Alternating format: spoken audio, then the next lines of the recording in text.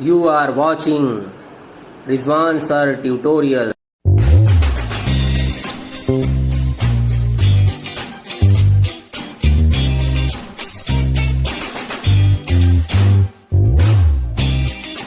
Hello champions, कैसे हैं आप लोग। मैं आपका दोस्त और गाइड रिजवान सर। मैं आपको पढ़ाने आया हूं इंग्लिश, और हमारा इंग्लिश में चल रहा है past perfect tense. Past perfect tense की अगर हम बेटा पहचान की बात करें तो उसमें चुका था, चुकी थी, चुके थे, या था, ये थी, ये थे, ये सब आता है हिंदी के सेंटेंसेस में। और उसमें हेल्पिंग वर्ब हैड का यूज किया जाता है और वर्ब की थर्ड फॉर्म का यूज किया जाता है। ओके, ये मैं आपको पहले ही बता चुका हूँ, क्योंकि मैं आपको पॉजिटिव सेंटेंस और निगेटिव सेंटेंस मैंने आपको पहले ही पढ़ा दिए हैं। आज हम आपके लिए लेके आए हैं इंट्रोगेटिव सेंटेंस। क्या लेके आए हैं? Interrogative sentence. तो बेटा इंट्रोगेटिव सेंटेंस किस तरीके के होते हैं? क्या तुम्हारे जाने से पहले रेखा सो चुकी थी? क्या है ये? एक तरह के कॉम्प्लेक्स सेंटेंस होते हैं। कॉम्प्लेक्स सेंटेंस, इसके रूल्स होते हैं कुछ। क्या हमने रूल्स यहाँ पे लिख रखे हैं?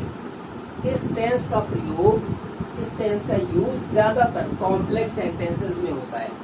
ये जो टेंस है हमारा पास्ट परफेक्ट टेंस, इसका यूज ज्यादातर कॉम्प्लेक्स सेंटेंसेस में होता है जब दो घटनाएं भूतकाल मतलब पास्ट टेंस की दो घटनाएं एक के बाद एक घटित हो और उनका आपस में संबंध भी हो। ठीक है, तो पहले घटित होने वाली घटना को पास्ट परफेक्ट टेंस में लिखते हैं और बाद में घटित होने वाली घटना को पास्ट इंडेफिनिट टेंस में लिखते हैं। पहले घटित होने वाली घटना को क्या करते हैं?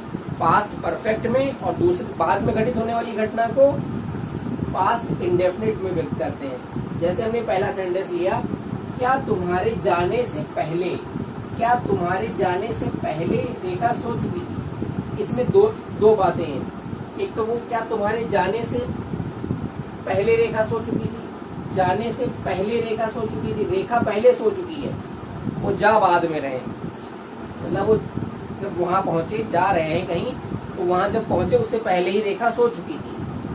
तो यहाँ पे सेंटेंस में पहले काम कौन सा हो रहा है?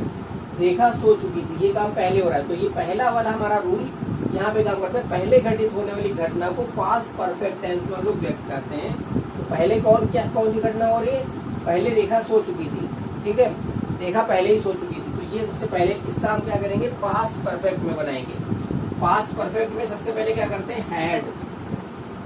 तो सबसे पहले लिख देंगे हैड। फिर उसके बाद में हैड के बाद में क्या करेंगे? सब्जेक्ट। सब्जेक्ट क्या है? रेखा।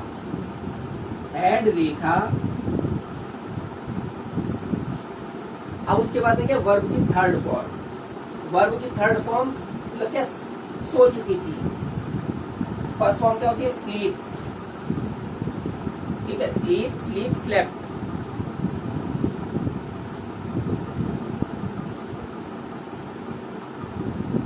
Sleep, slept, slept.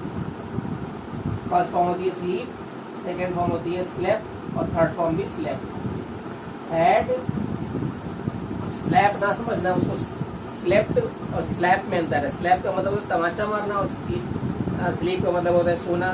स्लेप्ट का मतलब होता है उसकी सेकेंड फॉर्म, उसका भी मतलब होता है सोया।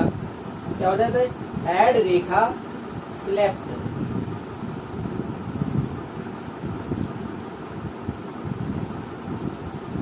फिर उसके बाद में बिफोर। बिफोर को क्या मतलब? पहले। बिफोर का मतलब पहले। फिर उसके बाद में अब देखो दूसरा सेंटेंस ये वाला बन गया। पहले रेखा सो चुकी थी, इतना हो गया। क्या तुम्हारे जाने से, क्या तुम्हारे जाने से पहले, बिफोर। इसमें सब्जेक्ट क्या है? तुम्हारे, ये सब्जेक्ट है यू। Before you went.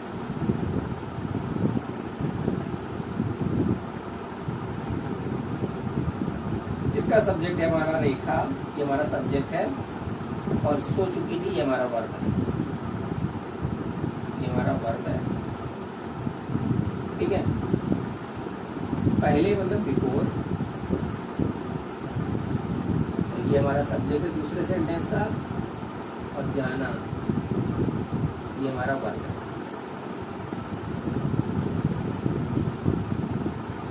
जो घटना पहले हो रही है वो हम क्या करेंगे, पास्ट परफेक्ट टेंस में अपने पास्ट परफेक्ट में लिखा, हैड रेखा स्लेप्ट, ये हमारा पास्ट परफेक्ट टेंस है। फिर उसके बाद में जो घटना बाद में हो रही है उसको हम क्या करेंगे, पास्ट इंडेफिनिट में लिखेंगे। पास्ट इंडेफिनिट में हम लोग क्या करते हैं, सेकेंड फॉर्म का यूज करते हैं, ये हमारी सेकेंड फॉर्म है, subject plus second form. Object इसमें नहीं दिया गया तो इसको नहीं लिखेंगे, ठीक है। Had Rekha slept before you went. अगला सेंटेंस देखेंगे, क्या फल खाने के बाद मजीद सो गया था। क्या फल खाने के बाद मजीद सो गया था, मतलब मजीद ने फल पहले खाए, बाद में सोया। फल पहले खाए, पहले कौन सी घटना हो रही है, ये, बाद में ये वाली, ठीक है। पहले कौन सी हो रही, फल खाने के बाद मजीद सो गया था, बाद में मजीद सो गया था। फल पहले खाए थे उसने, मजीद बाद में सोया था, ठीक है। पहले घटित ये हो रही है, बाद में ये वाली हो रही है। अब इसमें देखो ये वाला रूल देखते हैं आगे क्या है। आगे रूल हमारा क्या कहता है, रूल हमारा क्या है, यदि वाक्य में पहले या पूर्व शब्द आया है, तो हमने देखा कि इसमें पूर्व मतलब बाद, पहले या पूर्व शब्द आया है तो पहले आरंभ होने वाले कार्य की अंग्रेजी बाद में बनेगी। पहले कौन सा काम हो रहा है, पहले, क्या फल खाने के बाद, फल खा रहा है वो पहले, ठीक है। ये वाला काम पहले हो रहा है, ये वाला बाद में हो रहा है। पहले आरंभ होने वाले कार्य की अंग्रेजी बाद में बनेगी, ठीक है। जो पहले काम हो रहा है वो उसकी अंग्रेजी बाद में बनेगी। और यदि वाक्य में पश्चात या बाद में का प्रयोग हुआ है तो वाक्य के अंतिम भाग की अंग्रेजी पहले आएगी और वाक्य का प्रारंभ प्रथम भाग बाद में लिखा जाएगा। मतलब अंतिम भाग कौन सा है, ये वाला, मजीद सो गया था, ये पहले, इसकी अंग्रेजी पहले लिखी जाएगी। तो क्या हो जाएगा, डिड मजीद, डिड मजीद। अब देखो डिड यहाँ पे सेकेंड फॉर्म का यूज हो गया है, इसलिए हम यहाँ पे वर्ब की फर्स्ट फॉर्म का यूज करेंगे। Did Majid sleep, did Majid sleep. फिर उसके बाद में क्या करेंगे, आफ्टर।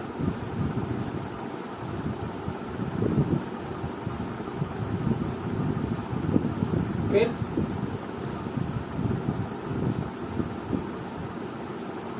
फल खाने के बाद,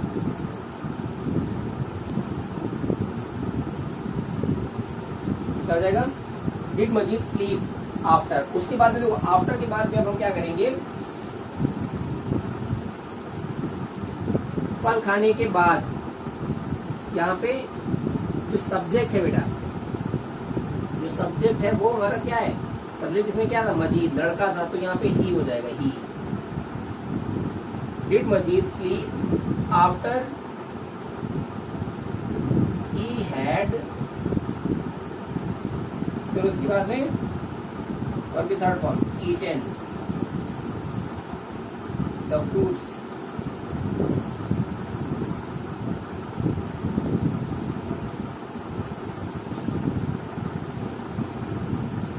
Did Majid sleep after he had eaten the fruits?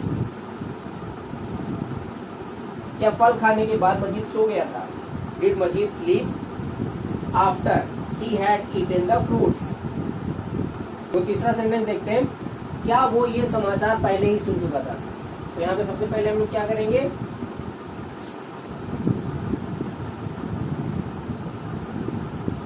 had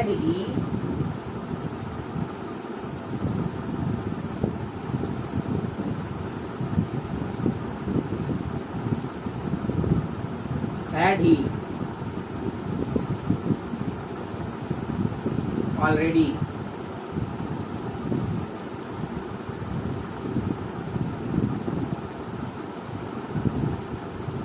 heard this news,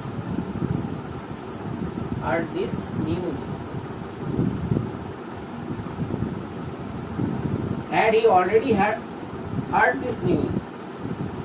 Had he already heard this news? सबसे पहले had the subject, ये हमारा सब्जेक्ट है,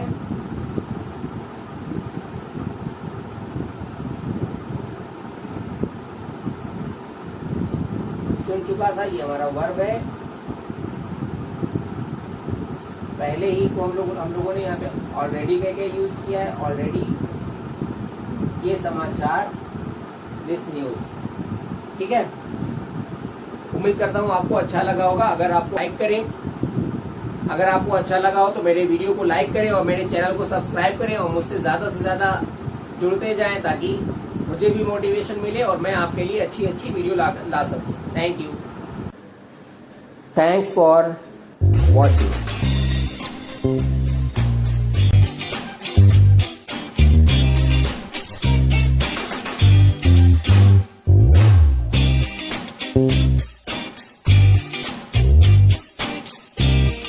Thank you.